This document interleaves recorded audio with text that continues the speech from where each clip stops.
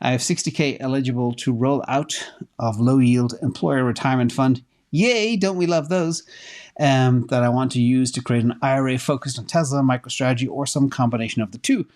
I was wondering what would be the best allocation within the next 12 to 24 months.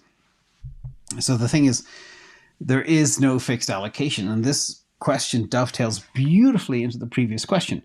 It's all about pair trades and finding the optimal time. So let's look at some charts to give you, I like the way you're thinking, MicroStrategy and Tesla, MicroStrategy being a Bitcoin proxy. We know Bitcoin's going to do very well over the next 18 to 24 months. And we know Tesla is also going to do very well over the next 18 to 20 months. But the question is, what will do better? So let's look at, again, this is a pair chart with two line charts all in one. And it looks like the pair down below is kind of nowhere. The pair actually is down 74% over this time. Remember, the pair is MicroStrategy divided by Tesla. Interesting.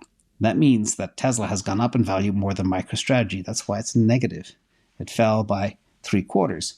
Also, you got the Bitcoin chart over 5 years exactly. Bitcoin's doubled. It's up 200%. And Tesla's up 750%. And remember, Tesla's still beaten down right now. So it's just crazy when you look at that 5-year perspective. And let's zoom in to the pair today. And again, adding the 200-day. Remember, we need to be half our time above the 200-day moving average. Here, you'll see Bitcoin is down 7% in this time frame. This is the last 12 months. And Tesla is down 31% in the last 12 months. But the MicroStrategy Tesla pair is up 130%. So the key here is each asset can outperform the other, but you got to know when to play it. So I'm going to ask the audience for a quiz here. What would you do with the pair at this level, assuming they'll both perform equally, but one is higher than the other?